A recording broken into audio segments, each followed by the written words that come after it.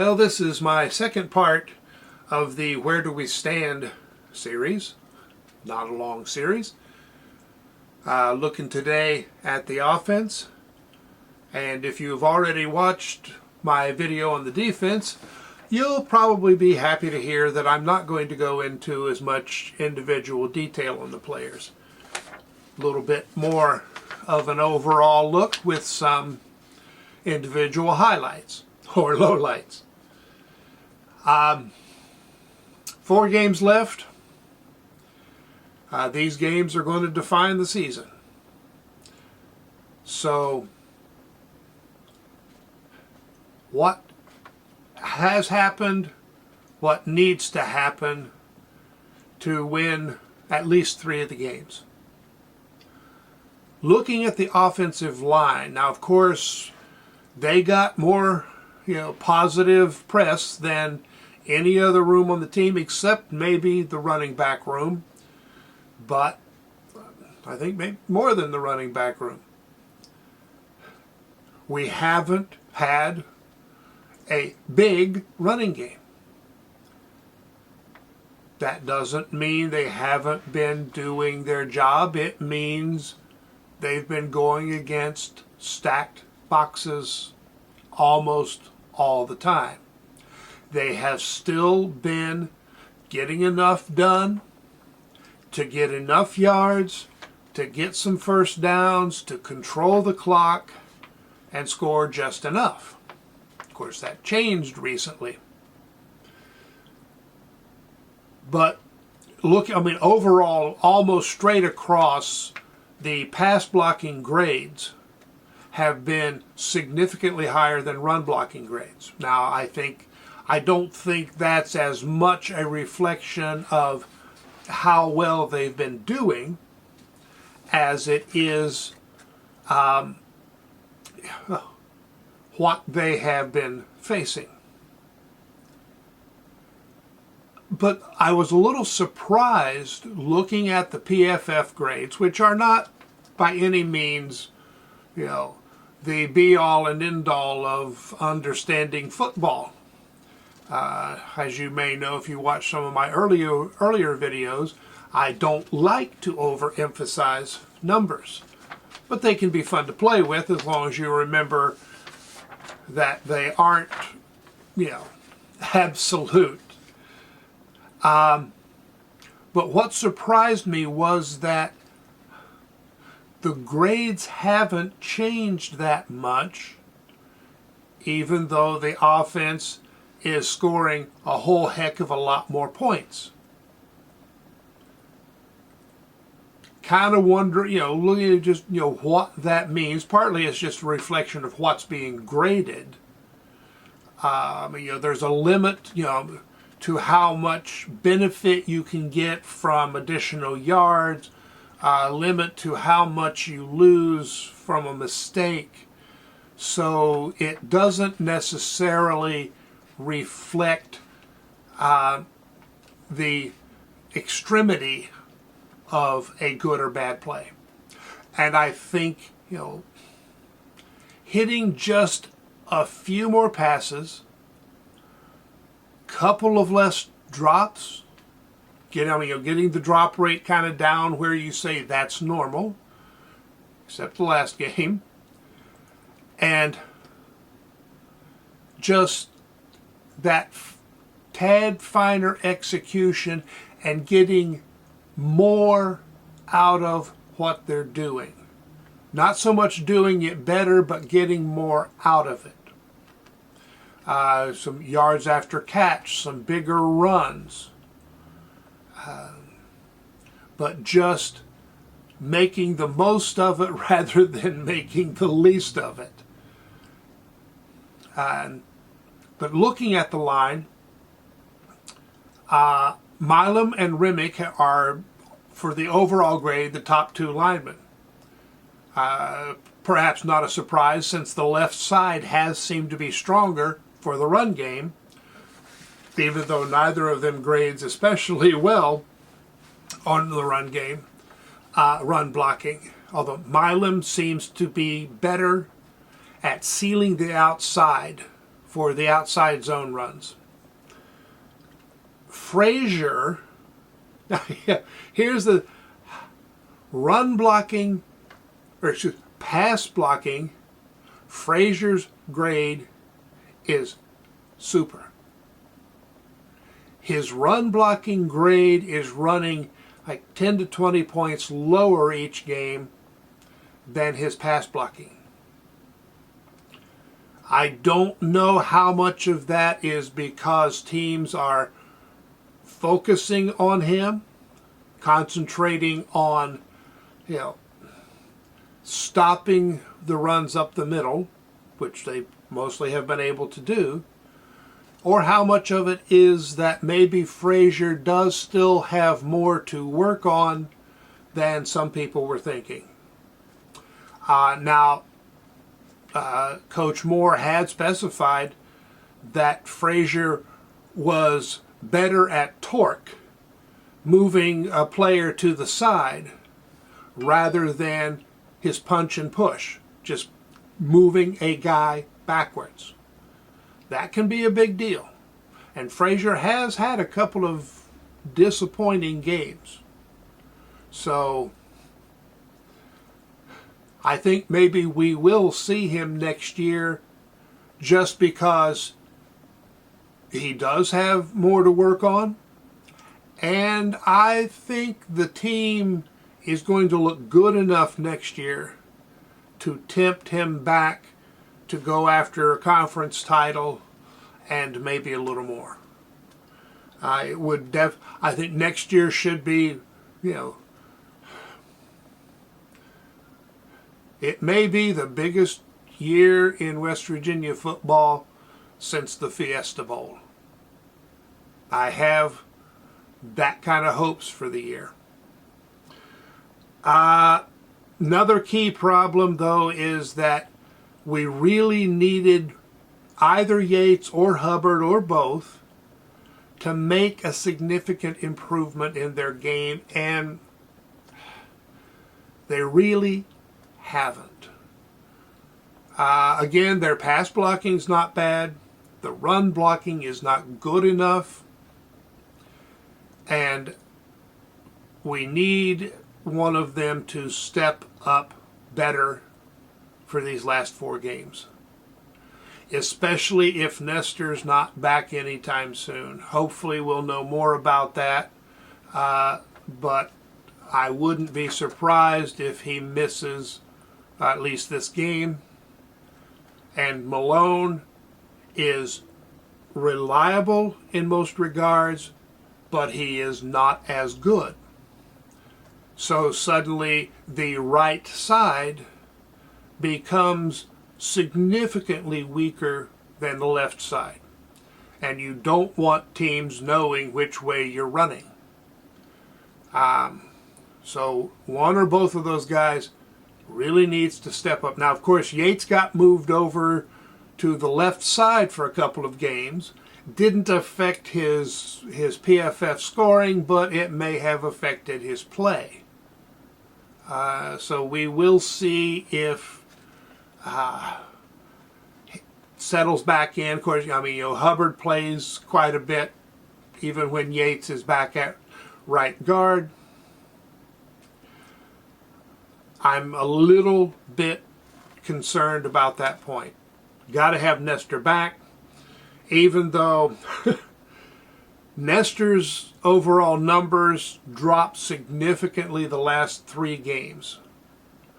So, and really the run blocking more than the pass blocking.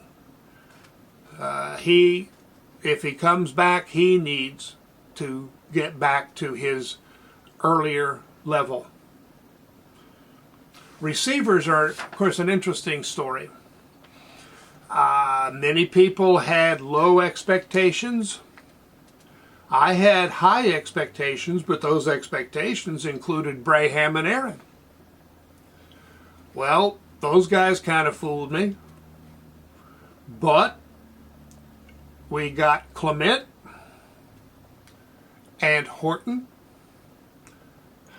Ray has done some good things, not as often as we need, but he's a freshman. But the receivers, since the coaches decided to go young, which caused Braham and Aaron to leave, but from that point on, and moving Carter inside, the receivers have been getting it done.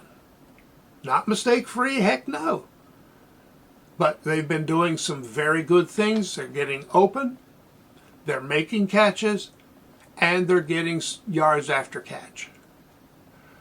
And of course, having Horton at full speed opens things up a good bit, but Clement is almost as fast as Horton. So, speed is not a concern except for the defenses. Those are the guys who have to be worried.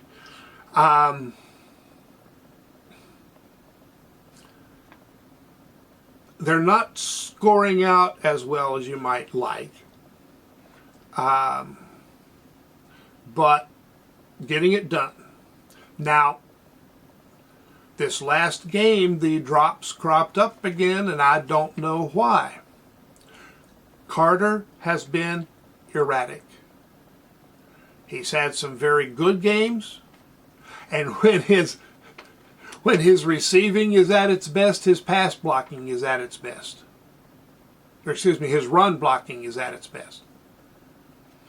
So I don't know how much of it is just a variation in how mentally ready he is for a game, or if it's some other factor. But his quality seems to be up and down throughout his game at any given time. So we'll see. If he wants to do more beyond this level, he has to prove it in the next 4 games. Now, we don't need him to be a star receiver. We have a variety of guys who can get it done and don't need to rely on one, which we've seen. I mean, Green is definitely spreading the ball around more these days. But we need Carter to make the catch when he gets the pass. It's as simple as that. Gallagher, of course, is coming on. They're starting to use him more in the passing game, not just the run game. But we'll still see him more in the run game. Just, as Brown said, there are a lot fewer variables for Gallagher to learn when they're handing him the ball than if he's trying to run a route. But that is picking up at a really good time. Ray should be back. I am hoping to see a little more from him. And if we get more, Clement should be back, Ray should be back, Horton, so we'll really be full strength among the receivers. Tight ends, Taylor has been good mostly with the receiving. Had a couple of bad games, including last week. So, if that is a trend, we're in trouble. If he corrects it, we're good. Tight ends have not been as good with the run blocking as they need to be. Taylor talks about wanting it to be a bigger part of his game, that he's not just known as a receiving tight end. Well, he's got to get it done. I don't think Davis has been blocking quite as well of late as he was before. I have not studied film to prove that. It's more of a feeling. Running backs, of course, we know a lot about that. Anderson has not gotten it done this season. Just why isn't clear. I do think people put too much emphasis on him getting a couple of really big runs against Oklahoma State last year. Even last year, he had not shown that he could do it consistently. In some respects, a bunch of 4 to 12 yard runs is more important than 2 50-yard runs. You got to be able to do it consistently. Is it attitude? Still not quite knowing just how hard you have to work to get there? I don't know. That would seem to be the most likely. And I kind of expect Anderson to transfer. Well, that wouldn't bother me. Yeah. We're not going to be thin at running back next year. So, of course, unless a lot of crap comes down. Johnson, again, he's the consistent guy. Last week was not his best. And, he hasn't gotten a lot of time due to some health issues. But he is a solid back. He too may end up transferring just because he could start at a lot of places. And with the running backs that we've got, he could very easily slip down to 3rd or 4th on the depth chart, much like Mathis did, over this summer. So now, of course, Donaldson, he found that mental edge for this game. That's good. I also think a lot of it has to do with the fact that he was getting some more obvious lanes. He was not having to think, pick, and choose as much as before. That is, the passing game is working, so teams cannot stack the box the way they did before. It all works together. But he definitely was running harder and was able to take advantage of a tiring defense in the 4th quarter last week. Now, White, we all liked seeing what happened last week, which Donaldson evidently was a big part of, with talking to White before the game and maybe helping get his head straight in ways that the coaches haven't had as much success with. Will it hold? Will practicing better and getting better results in the game teach him that's what he needs to do?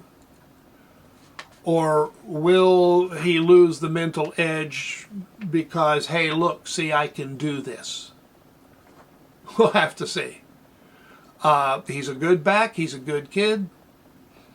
And I've got enough gray hair to call most people kid. So, will we see the same White and Donaldson this week, rest of the season?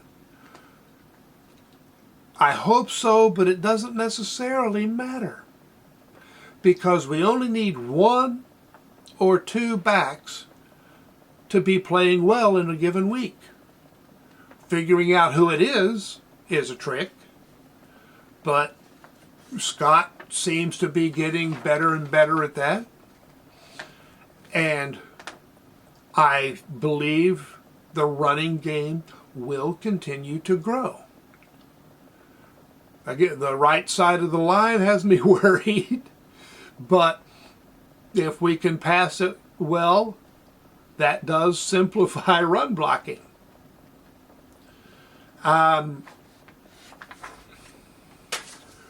Quarterback Garrett Green, hey, this is this is who Garrett Green has always been becoming.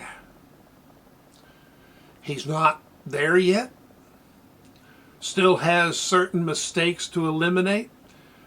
A quarterback is always going to miss passes. He just misses some that he shouldn't and misses...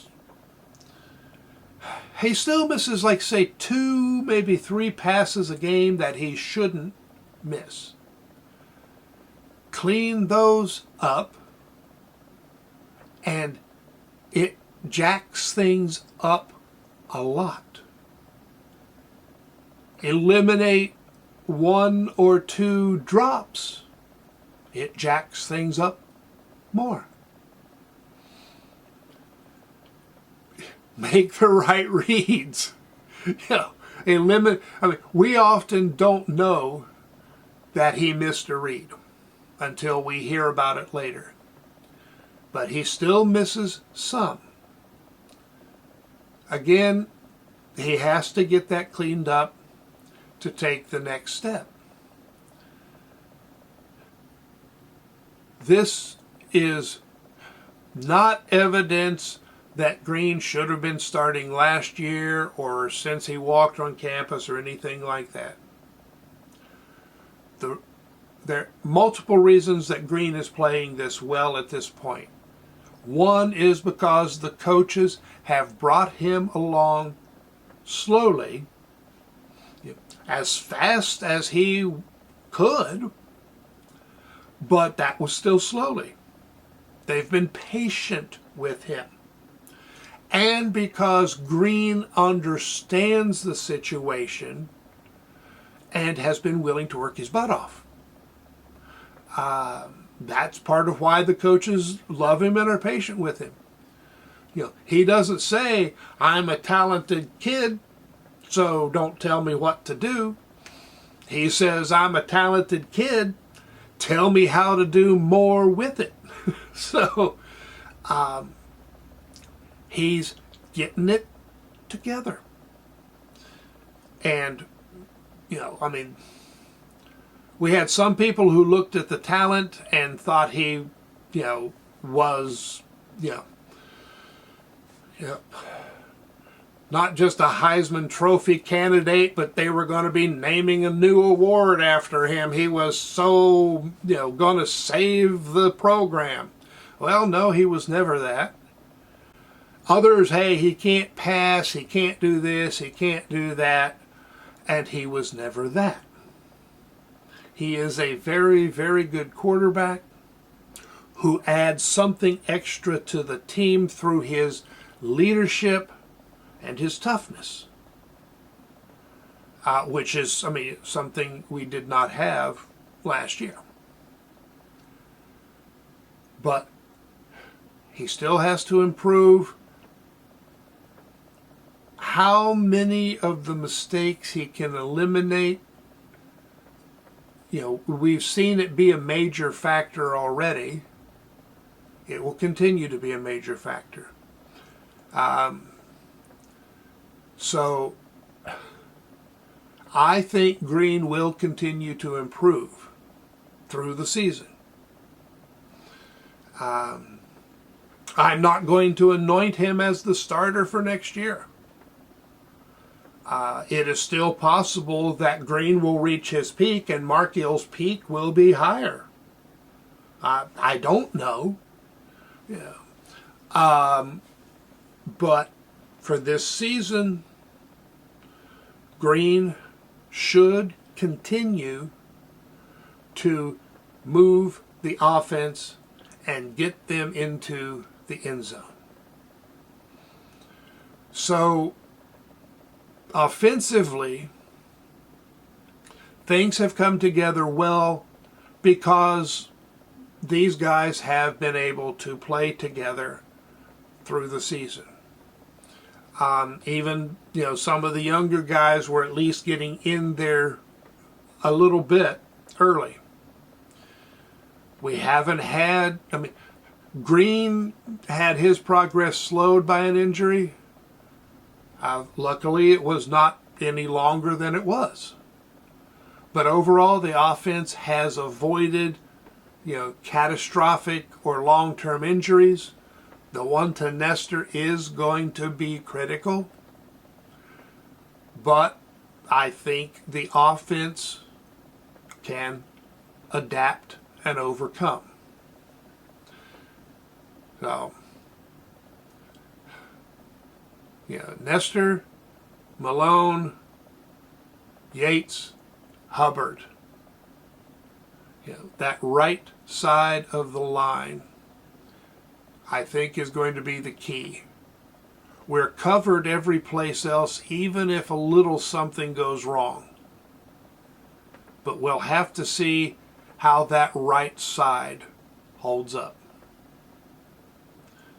I think we win 3 out of 4. I'm not going to bet on winning against Oklahoma. As said before, I think we can do it if we play smart assignment football and get a couple of bounces. Okay, well, video is not as short as I maybe intended, but fair amount to talk about. So I will talk to you tomorrow, I guess, or Saturday morning, whenever you see the video. So long. So long.